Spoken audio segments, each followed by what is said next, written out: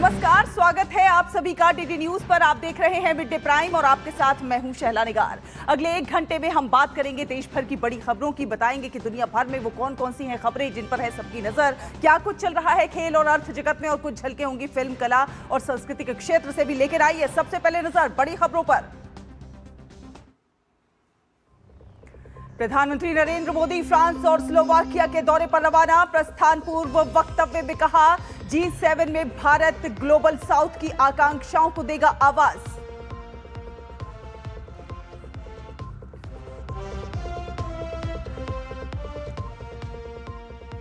प्रधानमंत्री नरेंद्र मोदी ने देश के विकास में नई पीढ़ी के योगदान की प्रशंसा। अपने एक्स पोस्ट में कहा, भारतीय युवा गढ़ रहे हैं देश दुनिया का भविष्य।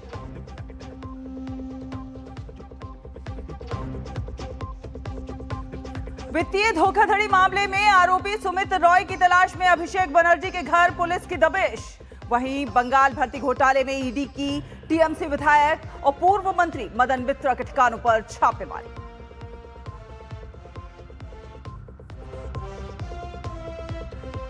राष्ट्रपति द्रौपदी मुर्मू आईएमए के spring term 2026 passing out parade में हुई शामिल। वहीं रक्षा मंत्री राजनाथ सिंह ने हैदराबाद स्थित एयरफोर्स एकेडमी में कंबाइंड ग्रेजुएशन परेड में लिया भाग।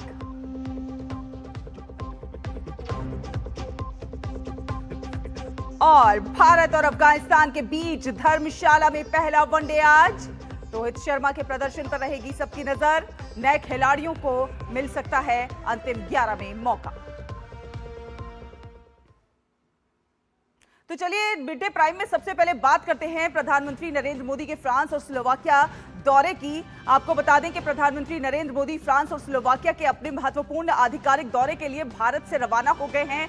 प्रधानमंत्री नरेंद्र मोदी अपनी यात्रा की शुरुआत नीस से करेंगे, जहां पर 14 जून को फ्रांस के राष्ट्रपति इमैनुअल मैक्रों के साथ उनकी एक उच्च स्तरीय द्विपक्षीय बैठक होगी। इसी साल दोनों देशों के संबंधों को विशेष वैश्विक रणनीतिक साझेदारी के स्तर पर उन्नत किया गया है। दोनों नेता इस साझेदारी की गहन समीक्षा करेंगे। प्रधानमंत्री नरेंद्र मोदी के फ्रांस दौरे का एक सबसे अहम जो आकर्षण रहने वाला है वो है भारत इनोवेट्स कार्यक्रम का उद्घाटन। प्रधानमंत्री नरेंद्र मोदी और राष्ट्रपति मैक्रो संयुक्त रूप से इस कार्यक्रम की शुरुआत करेंगे। भारत फ्रांस इनोवेशन वर्ष के दौरान आयोजित हो रहा है। ये इवेंट दोनों ही देशों के शीर्ष स्टार्टअप्स और वेंचर कैपिटल फंड्स को कहीं ना कहीं एक मंच पर लेकर आता हुआ नजर आएगा, जिससे भारतीय और यूरोपीय टेक्नोलॉजी इकोसिस्टम के बीच सहयोग के नए रास्ते खुलते हुए नजर आएंगे। और इसके अलावा प्रधानमंत्री नरेंद्र मोदी फ्रांस के एवियन में आयोजित होने वाले 52वें G7 शिखर सम्मेलन में भी भाग लेंगे।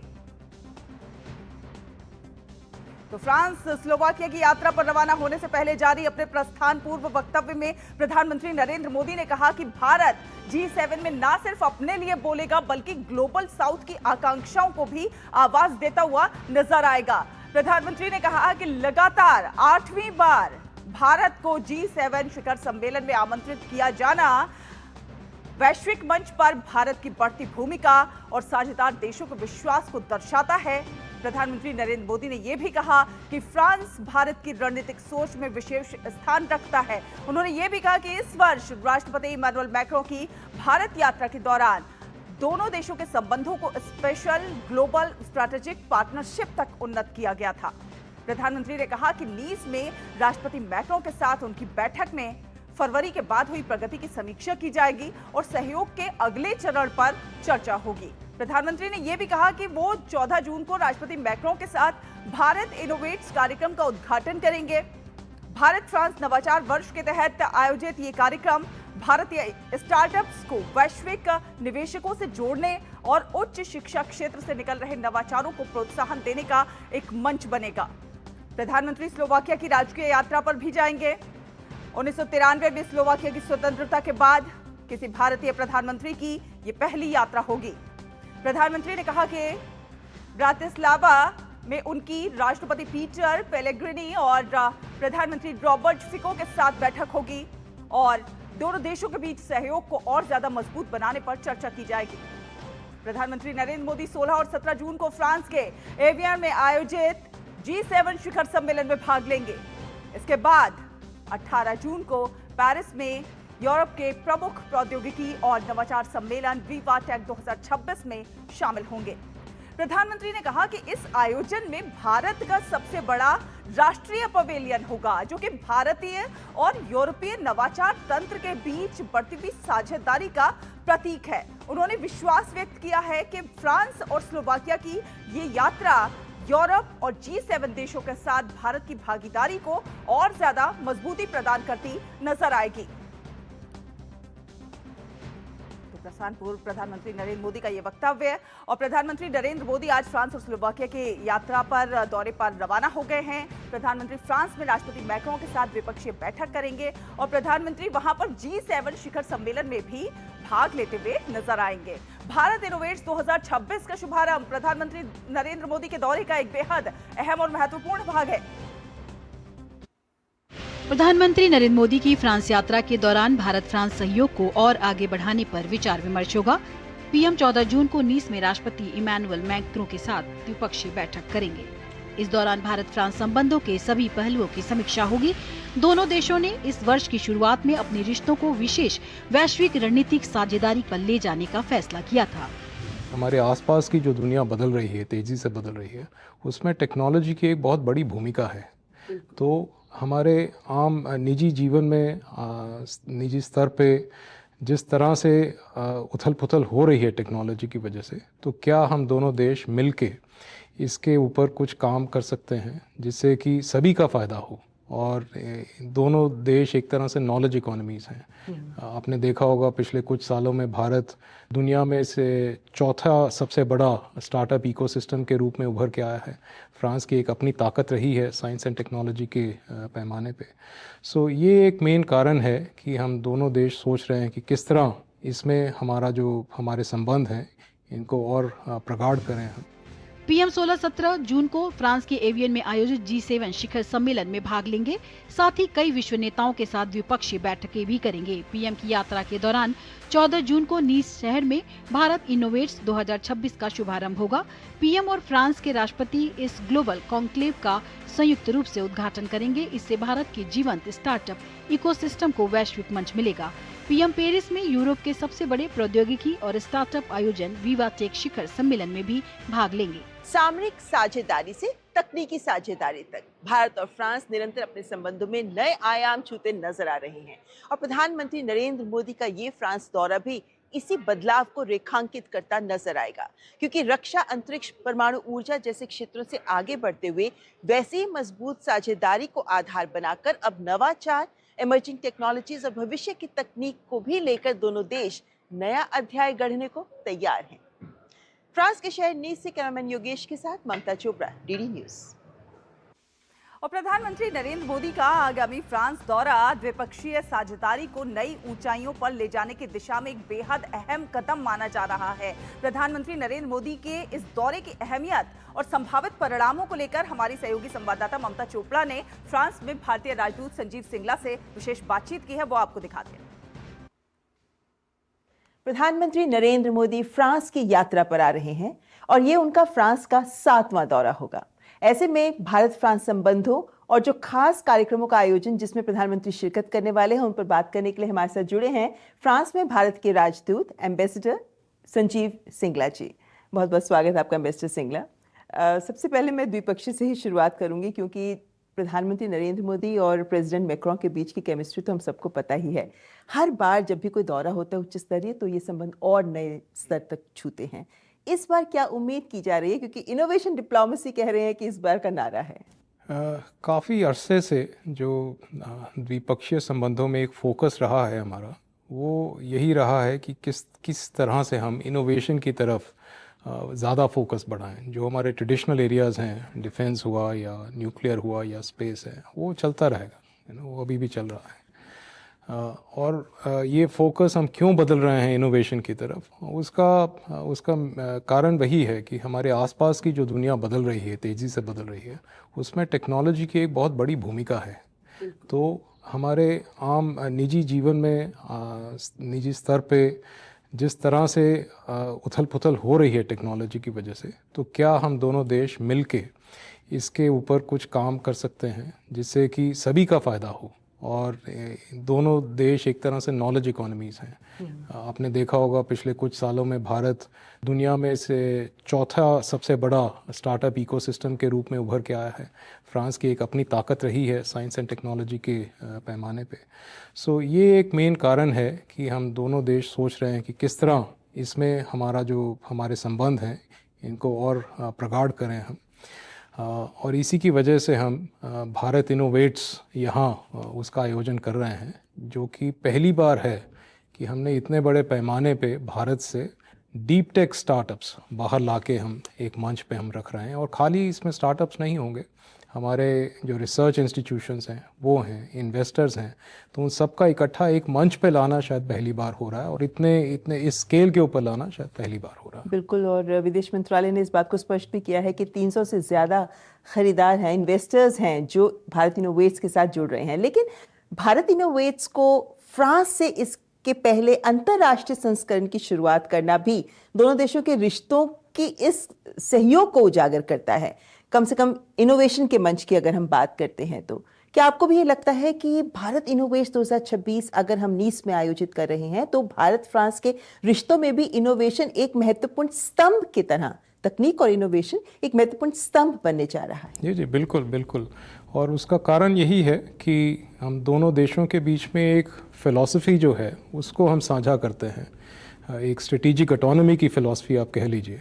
और जिस तरह से टेक्नोलॉजी आने वाले दिनों में एक अहम भूमिका निभाएगी, तो एक दोनों देशों का प्रयास है कि उसमें भी हमारी एक स्ट्रेटेजिक ऑटोनॉमी रहनी चाहिए। हम दोनों देश उस टेक्नोलॉजी के खाली कंज्यूमर नहीं बने, बल्कि उसमें अपनी भूमिका निभाएं, ताकि एक ग्लोबल साउथ के लिए किस तरह हम इसके लिए साझा कर सकते हैं, उसकी तरफ हमारा प्रयास है। प्रेसिडेंट मैक्रोन ने जब भारत में कहा था कि ये सवाल नहीं है कि बिल्कुल भारत इनोवेट करता है नहीं, बल्कि ये सवाल है कि कौन भारत के साथ इनोवेट करता है। शायद फ्रांस इस दिशा में तेजी से कदम बढ़ाना चाहता है भारत के साथ। लेकिन एक दूसरा बड़ा आयोजन जो पेरिस में होगा, विवा टेक, जिसमें प्रधानमंत्री शिरकत करेंगे। प्रधानमंत्री नरेंद्र मोदी का एक ही दौरे में भारत इनोवेट्स के साथ साथ विवा टेक में भी शामिल होना कैसे विवा टेक की भी अहमियत को दिखाता है, और यह आयोजन का महत्व क्या है? मतलब भारत यहां से भी क्या हासिल कर सकता है? देखिए, विवा टेक पूरे यूरोप का सबसे बड़ा मंच है टेक और आईटी को लेके। तो उसमें हमारा शामिल होना एक अलग पैमाने पे है। और कुछ हमारे स्टार्टअप जो कि भारत इनोवेट्स में होंगे वो भी उसमें शामिल होने वाले हैं। और जो इस बार हमारा इंडिया पेविलियन लग रहा है विवा टेक में, उसका ITPO ने उसको आकार दिया है, लेकिन वो किसी भी देश का सबसे बड़ा पेविलियन होगा। तो इतने स्केल पे, इतने बड़े स्केल पे शायद पहली बार होगा कि हम विवा टेक में शामिल हो रहे हैं। और जैसा मैंने बताया, क्योंकि वो यूरोप का सबसे बड़ा मंच है, तो उसकी एक अपनी भूमिका है।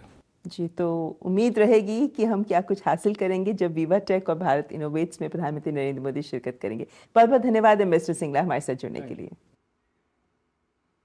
भारत का इतिहास सिर्फ भव्य इमारतों का संकलन नहीं है, बल्कि विज्ञान, बेहतरीन इंजीनियरिंग और दूरदर्शी सोच का एक जीवंत प्रमाण है।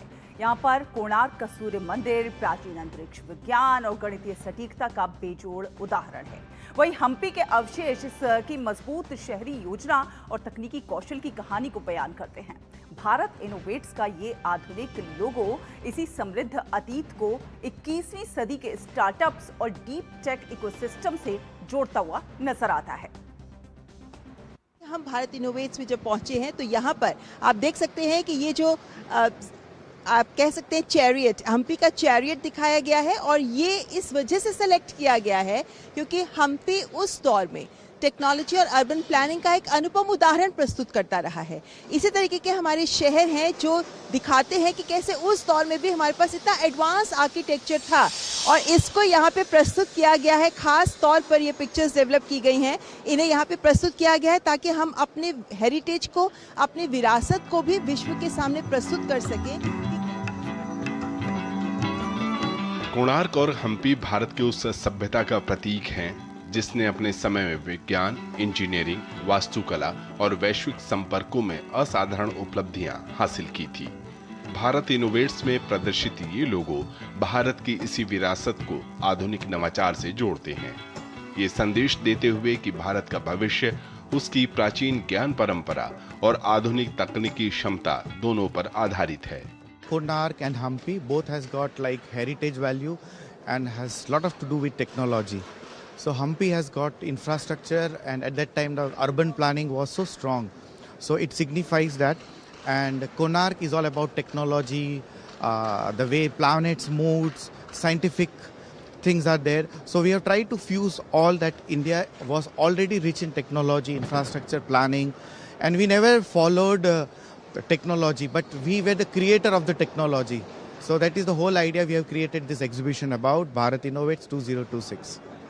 कोणार्क सूर्य मंदिर भारतीय विज्ञान और इंजीनियरिंग कौशल के साथ साथ अंतरिक्ष विज्ञान का भी प्रतीक माना जाता है, तो वहीं हम्पी प्रौद्योगिकी अर्बन प्लानिंग के मजबूत केंद्रों में से एक था। कोणार्क और हम्पी भारत की रचनात्मकता, इंजीनियरिंग कौशल और वैश्विक दृष्टि के प्रतीक हैं। भारत इनोवेट्स इन्हीं मूल्यों को 21वीं सदी के स्टार्टअप और डीप टेक इकोसिस्टम से जोड़ने का प्रयास है। उदाहरण अनेक हैं हमारे सामने, जिसके आधार पर हम ये कह सकते हैं कि भारत पहले भी तकनीक के क्षेत्र में अग्रणी था, और अब आज का भारत, जब हम इनोवेशन और डीप टेक इनोवेशन की बात करते हैं, तो आज का भारत भी अपने उसी विरासत को आज के दौर से जोड़ने को तैयार है, अपनी उस विरासत को फिर से हासिल करने को तैयार है। और यही बड़ा संदेश है जो इस तरीके की डिजाइनिंग जो भारत इनोवेट 2026 में की गई है वो सामने रखती है। फ्रांस के शहर नीस से कैमरामैन योगेश के साथ ममता चोपड़ा, डीडी न्यूज। और हमारी सहयोगी ममता चोपड़ा हमारे साथ जुड़ रही हैं फ्रांस के शहर नीस से ही। ममता जी, प्रधानमंत्री नरेंद्र मोदी के फ्रांस दौरे का एक जो सबसे अहम आकर्षण है वो फ्रांस के नीस शहर में भारत इनोवेट्स कार्यक्रम का उद्घाटन होने वाला है। भारत नवाचार के क्षेत्र में लगातार प्रगति कर रहा है, हम सब जानते हैं, और ऐसे में इंडिया इनोवेट्स का ये जो उद्घाटन है ये कितना महत्वपूर्ण हो जाता है। एक तरह से देखा जाए तो भारतीय और यूरोपीय टेक इकोसिस्टम को जोड़ने की एक तरह से कवायद कह सकते हैं।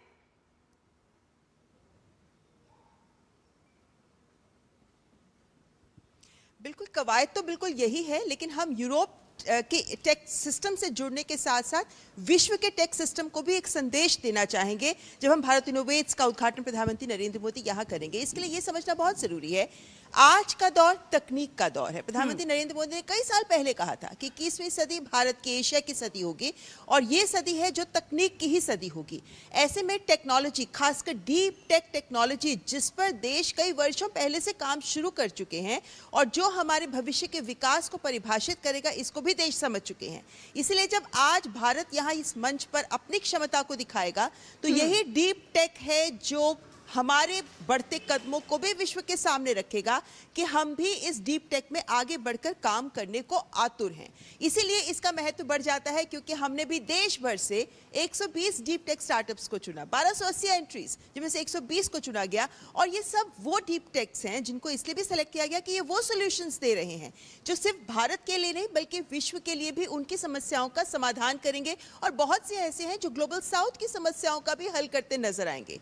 जो 13 अग्रणी सेक्टर्स हैं, ये यही सेक्टर्स हैं जहां पर भारत अपनी ताकत को दिखाते हुए फ्रांस के साथ मिलकर विश्व को ये बताना चाहता है, जैसे प्रधानमंत्री नरेंद्र मोदी ने भी कहा था कि आइए मिलकर टेक्नोलॉजी को मानवता की सेवा के लिए आगे लेकर आएं, एक तरीके से समावेशी विकास। और ये समावेशी विकास जो प्रधानमंत्री कह रहे हैं ये बहुत महत्वपूर्ण है, क्योंकि इसका मतलब है कि सिर्फ विकसित देश और चुनिंदा विश्व की कंपनियां ही तकनीक पर नियंत्रण ना रखें, बल्कि इस तकनीक का फायदा, प्रौद्योगिकी का फायदा तब होगा अगर वो सब लोगों तक पहुंच सके जिनको इसकी जरूरत है, जिसमें ग्लोबल साउथ बहुत महत्वपूर्ण रोल अदा करता है। तो आज भारत तमाम उन अग्रणी वैश्विक देशों के साथ कदम मिलाकर आगे बढ़ने को तैयार है, इस तरह से कि विश्व के सामने की जो चुनौतियां हैं, जो समस्याएं हैं, उनका समाधान निकाल। ऐसे में फ्रांस में इसका आयोजन भारत के लिए कितना ज्यादा महत्वपूर्ण हो जाता है ममता जी, भविष्य के लिहाज से देखा जाए तो?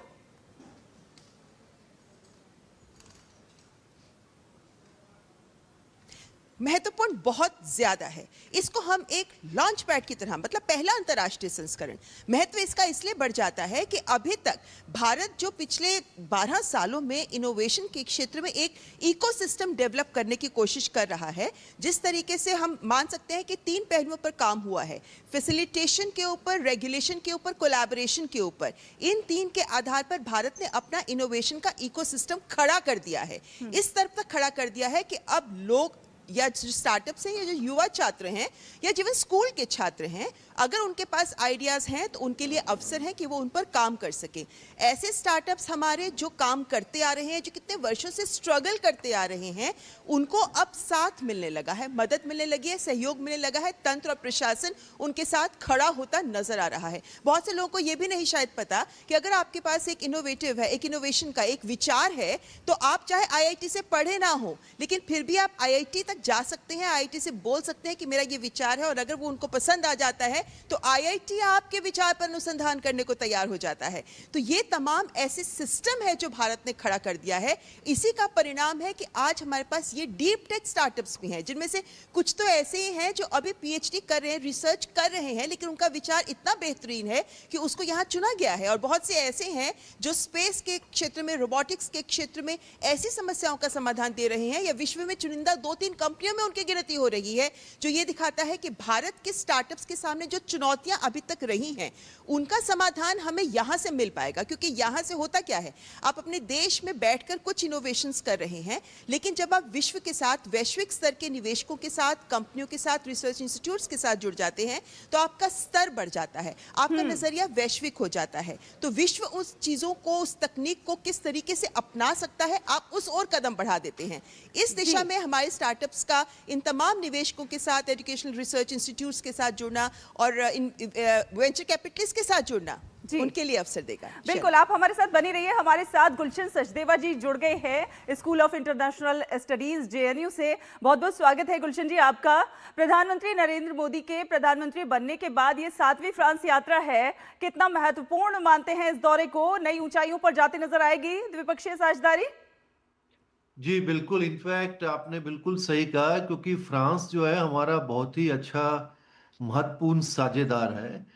इनफैक्ट अगर हम देखते हैं आज, तो कम से कम हम भारत की 45 देशों के साथ सामरिक साझेदारी है। लेकिन जब हमने सामरिक साझेदारी का शुरुआत किया था, तो 1998 में पहला पश्चिमी देश था जिसके साथ फ्रांस था, जिसके साथ भारत ने वो साझेदारी की थी। उसके बाद से हमने देखा कि भारत के अंदर 3 प्रधानमंत्री और 4 वहां पे राष्ट्रपति, सब ने इनको मिलकर इस पूरी जो है साझेदारी को बहुत आगे बढ़ाया। और जब से प्रेसिडेंट मैक्रों और प्राइम मिनिस्टर मोदी की इनकी आपस की जो कितने सालों से, अभी इन्होंने इसको और बहुत आगे बढ़ाया है, और अभी उसको तो ग्लोबल स्ट्रेटेजिक पार्टनरशिप में तब्दील किया है। और बहुत से ऐसे जो हैं एरियाज हैं जिसमें हम बहुत पहले से आगे बढ़े हैं, और वो चाहे वो डिफेंस का हो, चाहे वो इनोवेशन का हो। अभी जैसे ईयर ऑफ इनोवेशन है, और उसके अंदर तो ये जो अभी वहाँ पे जो इनोवेट इंडिया की जो सब बात हो रही है, तो बहुत सी ऐसी चीज़ें हैं जिसमें भारत और फ्रांस जो हैं वो बहुत आगे बढ़े हैं। और हालांकि ये बात सही है, क्योंकि दोनों के डेवलपमेंटल इश्यूज अलग हैं, डेवलपमेंटल लेवल्स अलग हैं, ज्योग्राफी उनकी अलग है, हम अलग हैं, वो यूरोप में हैं, हम एशिया में हैं। लेकिन फिर भी राजनैतिक तौर से, सामरिक तौर से काफ़ी जो है भारत के साथ फ्रांस की जो है जिसको हम कहते हैं कि कन्वर्जेंस हुआ है बहुत से ऐसे एरियाज में। और खास तौर से इवन विदेश नीति में पिछले कई सालों में इंडो पैसिफिक का इलाका है, उसमें भी हमने काफी, क्योंकि उनको भी उसके अंदर काफ़ी रुचि है, और भारत की जो विदेश नीति है उसके अंदर भी इंडो पैसिफिक के बारे में काफ़ी बात होती रही है। तो वो बहुत सारे ऐसे नए एरियाज हैं जिसके अंदर हम आगे बढ़ रहे हैं। और जो पूरी अभी जो नई तकनीक है, नई जो चीज़ें बदल रही हैं, नई नई तकनीक आ रही हैं, उसमें हम जानते हैं कि एक बहुत बड़ी प्रतिस्पर्धा है। उसमें अमेरिका की कंपनीज हैं, उसमें चीन की कंपनीज हैं, उसमें जो यूरोप की कंपनी है और जो फ्रांस की कंपनीज है। उनको लगता है कि भारत जैसे देश के साथ जो पूरा इतना बड़ा इकोसिस्टम है, उसके साथ अगर वो जुड़ जाते हैं तो ये दोनों देशों के लिए भी फायदा होगा और पूरे विश्व को इसका फायदा होगा। जी। प्रधानमंत्री 17 जून को एवियन शहर में होने वाले G7 समिट में भी भाग लेंगे। और अगर हम देखें गुलशन जी, वैश्विक अर्थव्यवस्था, अंतर्राष्ट्रीय सहयोग, नई साझेदारियों के लिहाज से तो क्या कुछ इससे निकलकर सामने आता नजर आएगा? नहीं, ये एक बहुत अच्छी सोच है, जैसा आप पहले बात कर रहे थे। अब ये है कि ये एक खास किस्म की, मुझे लगता है एक पहल की गई है भारत सरकार के द्वारा। उसमें ये है कि आप हम जानते हैं कि भारत का इकोसिस्टम जो है स्टार्टअप का बहुत बड़ा है, बहुत मजबूत है, और भारत का जो एजुकेशनल सिस्टम है वो भी बहुत व्यापक है, यंग पॉपुलेशन है। लेकिन इसके अंदर मुझे लगता है जो फोकस है, जो हम कहते हैं डीप टेक के ऊपर, डीप टेक का मतलब यह है कि जो बेसिक फंडामेंटल रिसर्च भारत की जो मुख्य संस्थान कर रहे हैं, चाहे वो आईआईटीज हैं, इंडियन इंस्टीट्यूट ऑफ साइंस हैं, या और जो दूसरे संस्थान हैं वो कर रहे हैं, यूनिवर्सिटीज के अंदर हो रहा है, वो बात जरूर है कि वो चाहे वो आर्टिफिशियल इंटेलिजेंस की बात हो, क्वांटम की बात हो, सेमीकंडक्टर की, जिसके बारे में आजकल बहुत ज्यादा चर्चा हो रही है। लेकिन जब हम डीप टेक की बात करते हैं तो उसमें बेसिक रिसर्च, चाहे वो एग्रीकल्चर के अंदर हो रही हो, चाहे वो क्लाइमेट के अंदर हो रही हो, चाहे वो हेल्थ के अंदर हो रही हो, और मैन्युफैक्चरिंग के अंदर हो रही हो, तो वो एक ऐसी, मुझे लगता है कि ऐसा विषय चुना गया है जिसके अंदर हम जानते हैं, क्योंकि यूरोप का और फ्रांस का एक बहुत मजबूत उनका मैन्युफैक्चरिंग है, बहुत उनका मजबूत जो है, उनके जो रिसर्च इंस्टीट्यूट्स हैं, यूनिवर्सिटीज हैं, वो उसको सारी दुनिया जानती है। लेकिन भारत का जो अपना हमारा जो बेसिक रिसर्च का जो इकोसिस्टम है, उसको कैसे जोड़ा जाए फ्रांस और यूरोप के इकोसिस्टम के साथ, और इंडस्ट्री के साथ, और इन्वेस्टर्स के साथ, मुझे लगता है यही एक सबसे बड़ा इसका ये बहुत अच्छा एक, मुझे लगता है, पहल है भारत सरकार के द्वारा। और उसमें अगर कुछ हमको कामयाबी मिलती है तो इसका फायदा रिसर्चर्स को होगा, इसका फायदा उद्यमियों को होगा, सभी को इसका फायदा होगा। कई सेक्टर्स में, अलग अलग सेक्टर्स में होता हुआ नजर आएगा। ममता चोपड़ा जी हमारी वरिष्ठ संवाददाता हमारे साथ जुड़ी हुई हैं, फ्रांस में मौजूद हैं। ममता जी, फ्रांस और भारत के रिश्तों पर अगर हम नजर डालें तो 1964 के पहले अंतरिक्ष समझौते से लेकर हाल में आतंकवाद के खिलाफ सहयोग तक देखा जाए तो बेहद महत्वपूर्ण रही है आपसी साझेदारी, और जो आपसी संबंध है काफी ज्यादा घनिष्ठ रहे हैं। राष्ट्रपति इमैनुअल मैक्रों के साथ द्विपक्षीय वार्ता भी होनी है, इस मुलाकात के क्या कुछ मायने निकाले जाएं?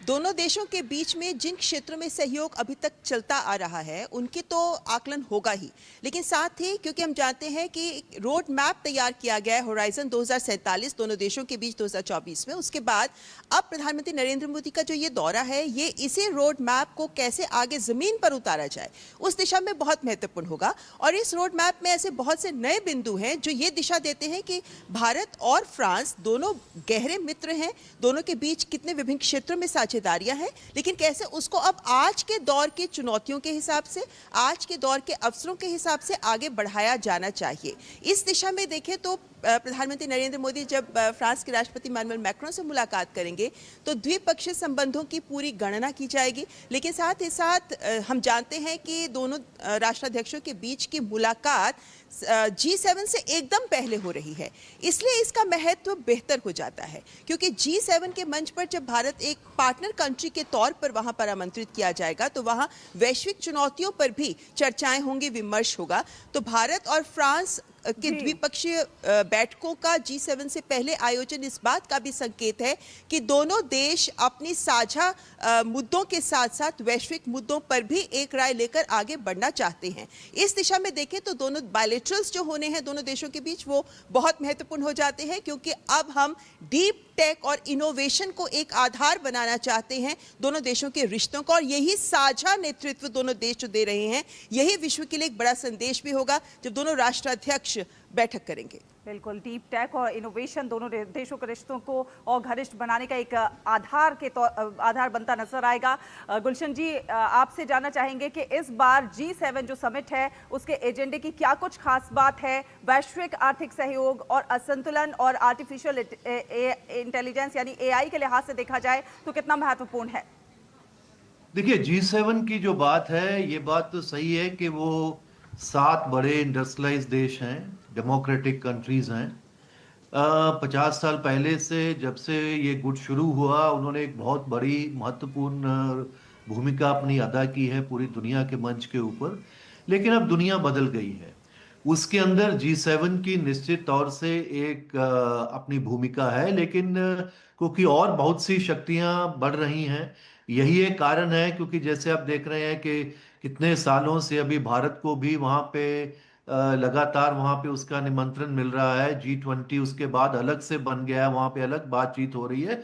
लेकिन अभी फिलहाल जो मुद्दे मुझे लगता है G7 के अंदर जो सबसे एक तो एजेंडा जो उन्होंने पहले तय किया हुआ है, और जो अभी तुरंत जो मुद्दे जो बने हैं, एक तो जो दो बड़े युद्ध चल रहे हैं, यूरोप का जो यूक्रेन वाला मुद्दा है, और जो पश्चिम एशिया वाला ईरान का जो युद्ध का मामला है।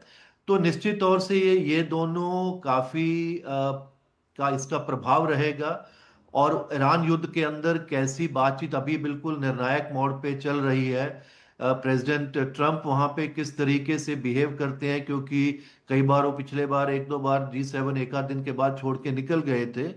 तो उनके मूड के ऊपर बहुत डिपेंड करता है किस तरह का बातचीत वहां पे ईरान के अंदर होती है। और क्योंकि यहाँ पे प्रेसिडेंट जेलेंस्की जो है वो भी वहां पे इनवाइट किए गए हैं, और लास्ट मिनट पे बाद में जो है प्रेसिडेंट मैक्रो ने जो है वो जो पश्चिम एशिया के जो देशों के प्रतिनिधि हैं, चाहे वो UAE से हो, कतार से हो, और सऊदी अरेबिया और इजिप्ट से, उनको भी इसके अंदर खास तौर से एक दिन के लिए बुलाया गया है। तो वो एक मुद्दे जो पूरी जो जियोपॉलिटिकल जो माहौल चला हुआ है वो एक रहेगा, और उसका जो परिणाम, उसका जो इम्पैक्ट जो सारा पड़ रहा है वो पूरी अर्थव्यवस्था के ऊपर, जो पूरी दुनिया की एनर्जी मार्केट के ऊपर। और सबसे बड़ा एक मुझे लगता है बड़ा कारण, एक बड़ा एक थीम ये भी यहाँ पे मुद्दा है कि जो तीसरे दुनिया के देश हैं उनके साथ पार्टनरशिप कैसे G7 के देशों की बढ़ाई जाए, मजबूत की जाए। तो उसमें भारत की भूमिका काफी अग्रणी रहेगी, क्योंकि भारत आप जानते हैं वॉइस ऑफ ग्लोबल साउथ के रूप में जाना जाता है।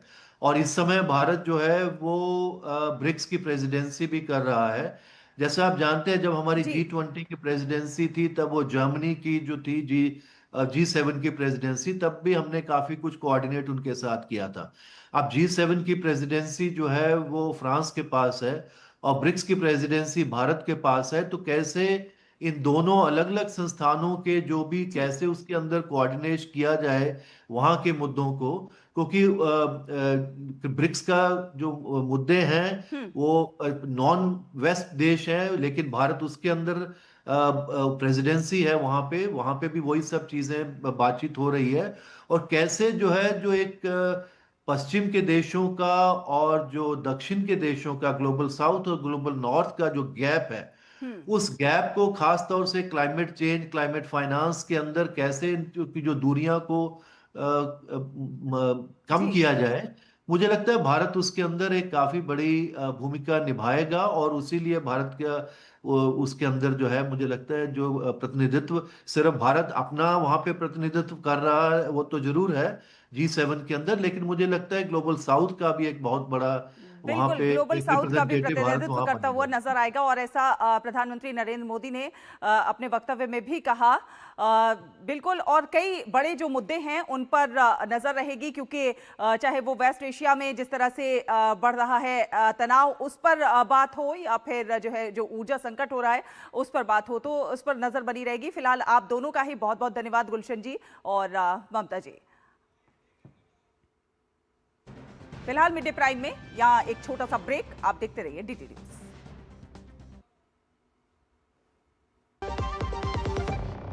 आप फिक्र मत कीजिए खन्ना साहब, वादा तो कर दिया, पर ये पहुंचेगा कैसे? एक दिन में मार्कशीट कैसे मिलेगी शालिनी को? कल संडे है, मॉम की दवाइयाँ कल तक नहीं पहुंची तो पहुंच जाएगा।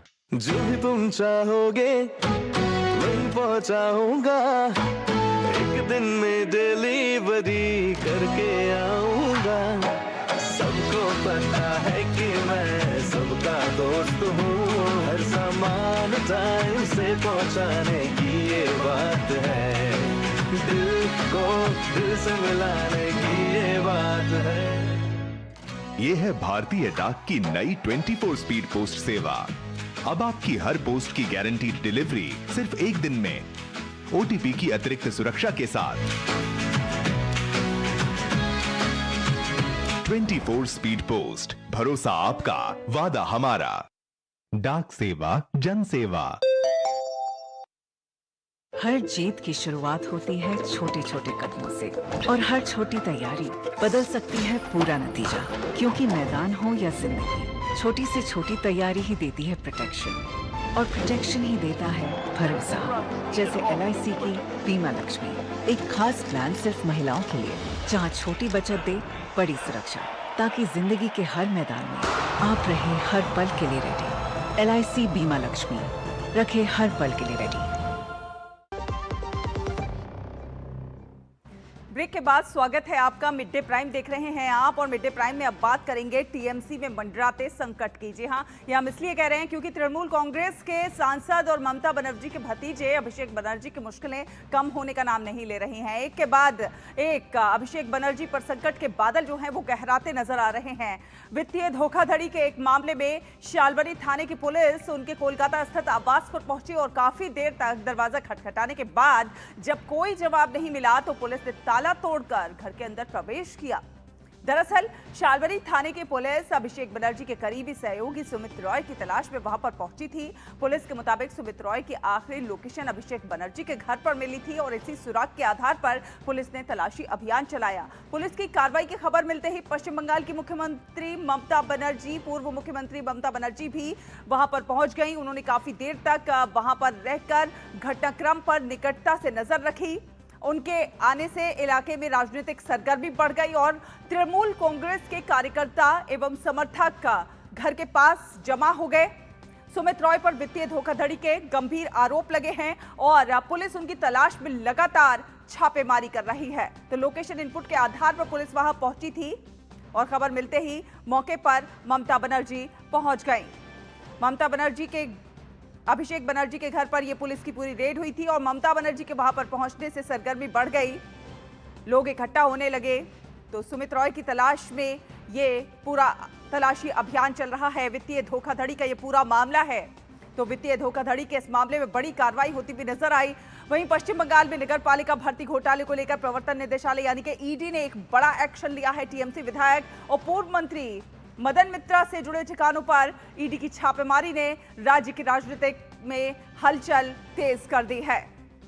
तो TMC विधायक से जुड़े 7 ठिकानों पर ये छापेमारी हुई है। ED का शिकंजा कसता हुआ नजर आ रहा है। अयोग्य उम्मीदवारों की नियुक्ति मामले की जांच हो रही है। जांच एजेंसी मदन मित्रा से जुड़े 7 ठिकानों पर छापेमारी कर रही है। ED की जांच का केंद्र नगर पालिकाओं में कथित तौर पर अयोग्य उम्मीदवारों की नियुक्तियां हैं। आरोप यह है कि भर्ती प्रक्रिया में बड़े पैमाने पर अनियमितताएं हुई, और नौकरी दिलाने के बदले नकदी और सोने के रूप में रिश्वत ली गई। जांच एजेंसी ये भी पड़ताल कर रही है कि क्या भर्ती के इस पूरे खेल में बिचौलियों का एक संगठित नेटवर्क सक्रिय था। 125 से अधिक कथित अवैध नियुक्तियों को लेकर ये पूरी छापेमारी हो रही है। ED की जांच जारी है, जिससे इस भ्रष्टाचार के नेटवर्क का खुलासा हो। कावरहाटी समेत कई नगर पालिकाएं पहले से ही जांच एजेंसियों के रडार पर हैं, और ऐसे में मदन मित्रा से जुड़े ठिकानों पर हुई छापेमारी को इस मामले में एक बेहद महत्वपूर्ण कड़ी माना जा रहा है। ED की इस कार्रवाई ने एक बार फिर से पश्चिम बंगाल में भर्ती घोटालों और भ्रष्टाचार के मुद्दे की गूंज को और ज्यादा तेज कर दिया है। तो TMC MLA मदन मित्रा पर ED का शिकंजा ये कसता हुआ नजर आ रहा है। वहीं मैसी कांड में पूर्व खेल मंत्री अरूप विश्वास को तीसरी बार नोटिस भेजा गया है, और ये notice Bidhannagar south police station की पुलिस ने जारी किया है। अरूप विश्वास को नोटिस मिलने के 48 घंटे के अंदर उपस्थित होने के निर्देश दिए गए हैं।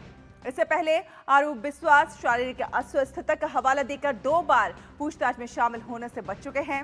फुटबॉल स्टार लियोनेल मेसी के इंडिया टूर का कोलकाता कार्यक्रम भारी अव्यवस्था के कारण विवादों में आ गया था।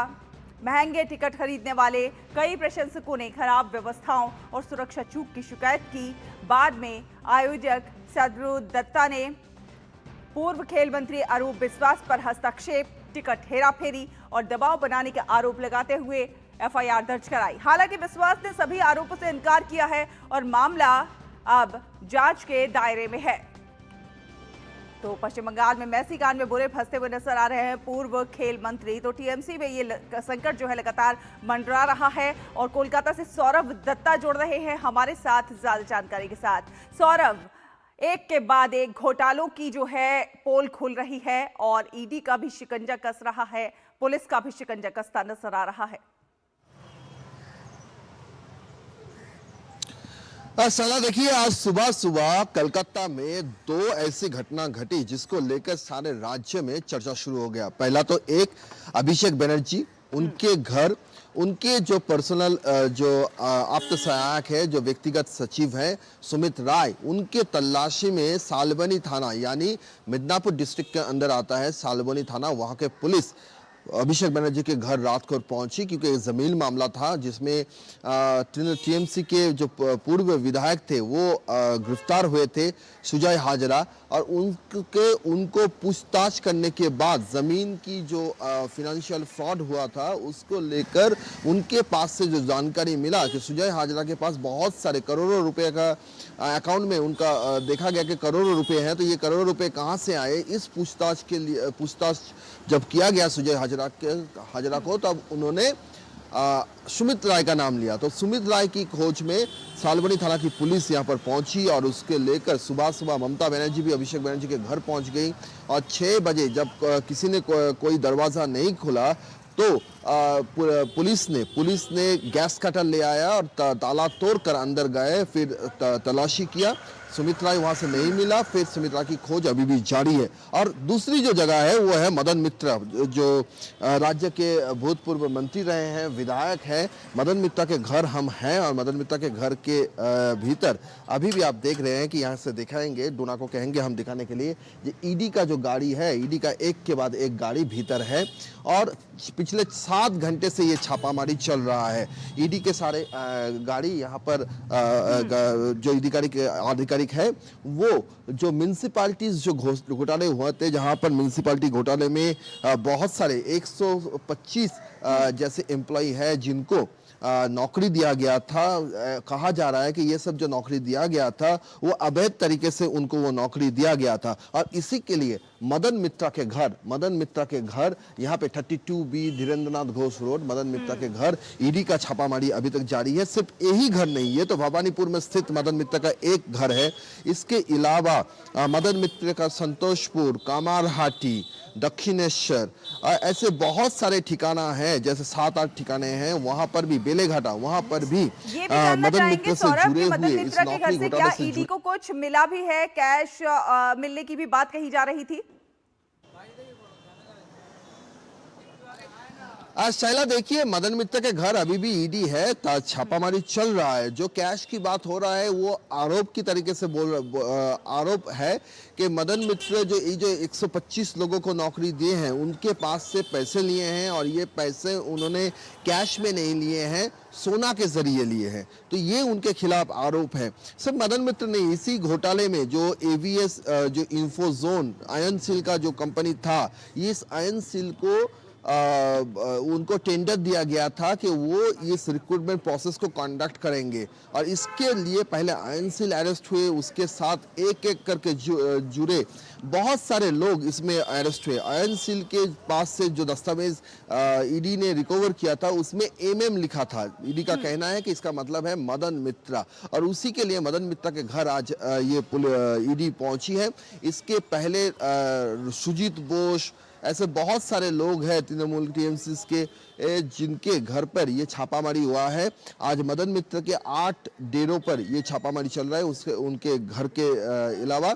तो आगे चलकर देखना पड़ेगा कि जब ईडी निकलती है यहाँ से तो क्या वो कोई रिकवर कुछ करते या नहीं। जैसे पहले जो छापामारी हुआ है वहाँ पर देखा गया है कि जब ईडी के ऑफिसर्स घर से निकले हैं, आरोपी के घर से, तब उनके पास से काफी सारे फाइल, दस्तावेज, कभी कभी नगद पैसे भी, रुपए भी उद्धार रिकवर हुआ था। जैसे पार्थ चट्टोपाध्याय के घर से, पार्थ चट्टोपाध्याय के गर्लफ्रेंड के घर से जो जैसे पैसा रुपया बरामद हुआ था। ऐसा कुछ यहाँ पर भी ईडी को मिलता या नहीं, इसके लिए थोड़ा वेट करना पड़ेगा। ईडी की तरफ से कोई बयान आता है या नई स्टेटमेंट क्यों देखा जाता है कि इस तरीके से छापामारी के बाद ईडी से भी एक प्रेस रिलीज आता है, वो खुद भी अगर कुछ रिकवर्ड आइटम होता है तो वो पब्लिक डोमेन में वो ले आते हैं, तो उसके उस पर भी सौरभ आप अपनी नजर बनाकर रखिए, आगे भी आपसे संपर्क करेंगे, ज्यादा जानकारी हासिल करेंगे। फिलहाल बहुत बहुत धन्यवाद ये तमाम जानकारी के लिए। और मिड डे प्राइम में फिलहाल वक्त एक छोटे से ब्रेक का, आप देखते रहिए डीडी न्यूज।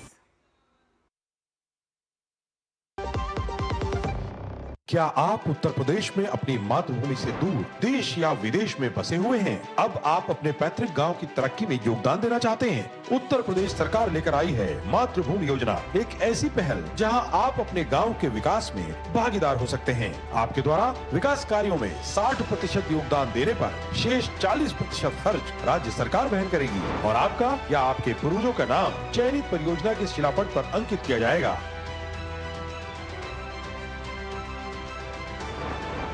आर्ट सिखाने का एक सेंटर खोलना चाहती हूँ, सरकार सहयोग कर रही है। स्टेडियम जो हमने बनाया है इसमें बच्चों के लिए पुलिस कांस्टेबल की physical as well as educational training होगी। आइए उत्तर प्रदेश मातृभूमि योजना के साथ अपने गांव के सपनों को साकार करें। अपनी मातृभूमि के प्रति प्रत्येक के मन में सम्मान का भाव, श्रद्धा का भाव है। अधिक जानकारी के लिए हमारी वेबसाइट पर विजिट करें या हमसे संपर्क करें। मातृभूमि के लिए आपका योगदान बनाएगा देश को महान।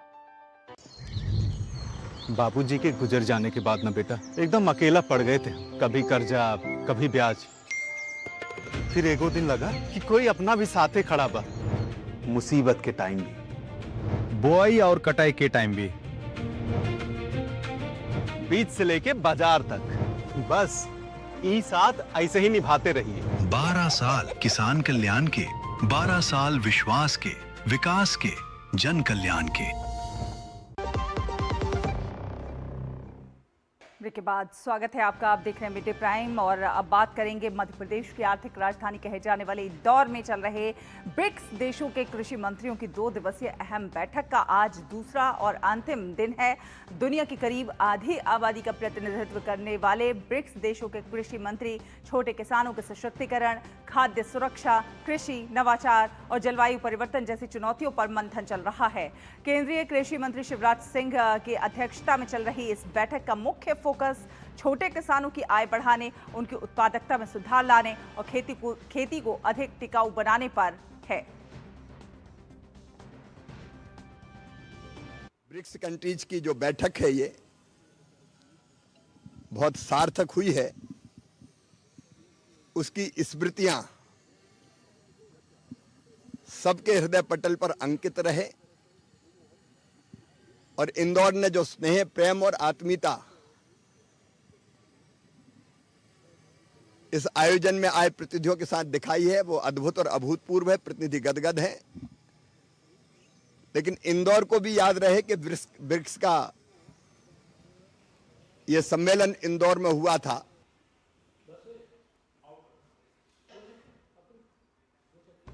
और रेल मंत्री अश्विनी वैष्णव ने रेलवे भर्ती बोर्ड यानी कि आरआरबी की भर्ती प्रक्रिया के उच्च स्तरीय समीक्षा की है। वरिष्ठ अधिकारियों के साथ हुई इस बैठक में भर्ती प्रक्रिया को अधिक पारदर्शी, सटीक और तकनीक आधारित बनाने पर जोर दिया गया।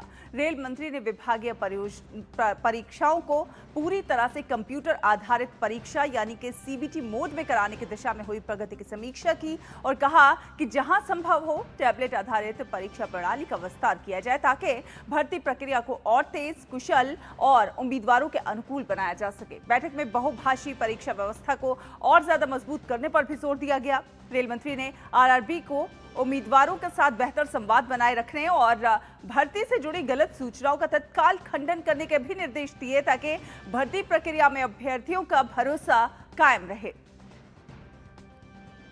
और असम के जोरहाट में भारतीय वायुसेना का एक AN-32 परिवहन विमान शनिवार को लैंडिंग के दौरान दुर्घटनाग्रस्त हो गया।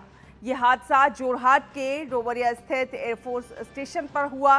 रक्षा प्रवक्ता के अनुसार विमान रनवे पर उतरते समय हादसे का शिकार हुआ। घटना की सूचना मिलते ही वायुसेना के वरिष्ठ अधिकारी मौके पर पहुंच गए और स्थिति का जायजा ले रहे हैं। फिलहाल किसी के हताहत होने की या फिर घायल होने की कोई आधिकारिक पुष्टि नहीं हुई है। फिलहाल दुर्घटना के कारणों का पता नहीं चल पाया है। वायुसेना ने घटना की जांच के लिए कोर्ट ऑफ इंक्वायरी के गठन का भी आदेश दे दिया है, जो कि हादसे के कारणों की विस्तृत जांच प्रस्तुत करेगी।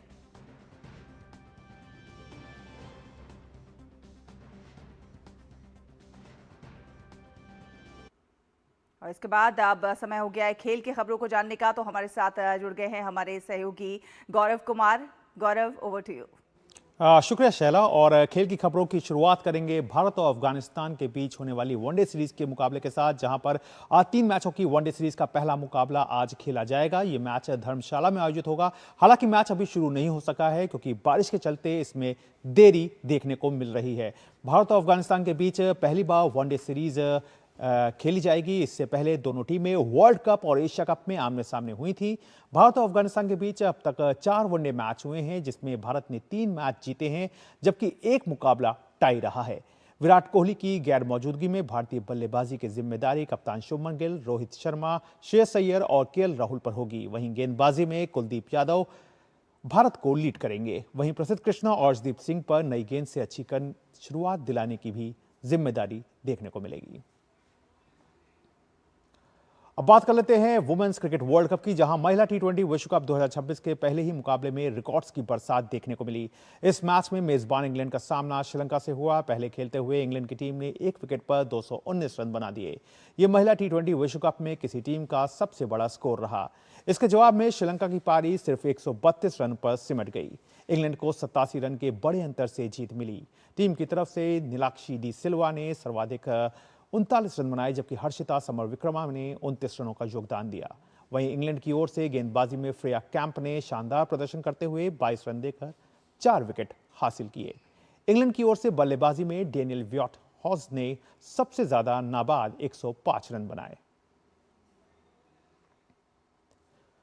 वहीं आज आईसीसी महिला टी20 विश्व कप में 2 मुकाबले खेले जाएंगे। पहले मैच में स्कॉटलैंड का सामना आयरलैंड से होगा। वहीं दिन के दूसरे मुकाबले में ऑस्ट्रेलिया के सामने दक्षिण अफ्रीका की चुनौती होगी। ऑस्ट्रेलिया और दक्षिण अफ्रीका के बीच अब तक 11 टी20 इंटरनेशनल मुकाबले हुए हैं, जिसमें से ऑस्ट्रेलियाई टीम ने 9 मैचों में जीत दर्ज की है। वहीं साउथ अफ्रीका को सिर्फ 2 में जीत मिली है। टी20 वर्ल्ड कप में दोनों टीमें 8 बार आमने सामने हुई हैं। इसमें 7 मैच ऑस्ट्रेलिया ने जीते हैं, वहीं 1 मुकाबला दक्षिण अफ्रीका के नाम रहा है। और अब खबरें फुटबॉल विश्व कप से जुड़ी हुई।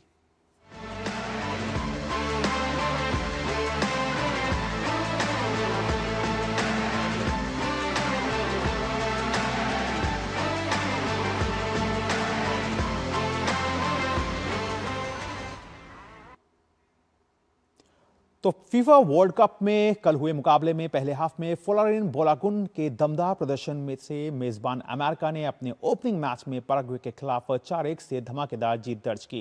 इस तरह अमेरिका ने अपनी घरेलू धरती पर 32 सालों में पहली बार खेले जा रहे फुटबॉल विश्व कप में पैराग्वे पर जीत के साथ अपने अभियान की शानदार शुरुआत की। अमेरिका की विश्व कप में ये सबसे बड़ी जीत है। इससे पहले इस टूर्नामेंट में कभी 3 से अधिक गोल नहीं किए थे। यही नहीं, अमेरिकी टीम ने पहले हाफ में 3 गोल दागे, जो विश्व कप में उसका खुद का भी एक रिकॉर्ड है। वहीं कनाडा और बोस्निया हर्जेगोविना के बीच खेले गए मुकाबला जो था वो 1-1 से ड्रॉ रहा और दोनों टीमों को अंक बांटने पड़े। टोरंटो में इस मैच में जोवो लुकिच ने 21वें मिनट में हेडर से बोस्निया को बढ़त दिलाई थी। इसके बाद साइल लॉरेन ने 78वें मिनट में कनाडा की ओर से गोल कर स्कोर को 1-1 की बराबरी पर ला दिया। इस मैच से कनाडा और बोस्निया हर्जेगोविना को 1-1 अंक मिला। इसी के साथ कनाडा ने फीफा वर्ल्ड कप के इतिहास में अपना पहला अंक भी जो है वो अर्जित किया। इससे पहले कनाडा ने 2 बार फीफा वर्ल्ड कप खेला था, जिसमें उन्हें सभी 6 मैचों में हार का मुंह देखना पड़ा था। ये पहला मौका है जब Canada FIFA world cup points table में अपना खाता खोल पाया है।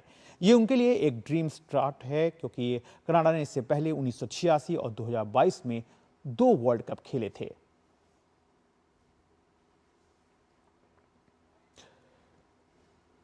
तो वाकई वर्ल्ड कप का जो रोमांच है फुटबॉल वर्ल्ड कप का, वो अपने चरम पर अब धीरे धीरे जो है वो कहीं ना कहीं पहुंचेगा और तमाम जो दिग्गज टीमें हैं उनके बीच जो भिड़ंत होगी वो एक अलग समा बांधेगी। बहरहाल शैला, खेल की खबरों में फिलहाल इतना ही। बहुत बहुत धन्यवाद गौरव, ये तमाम अपडेट दर्शकों से साझा करने के लिए। फिलहाल मिड डे प्राइम में इतना ही।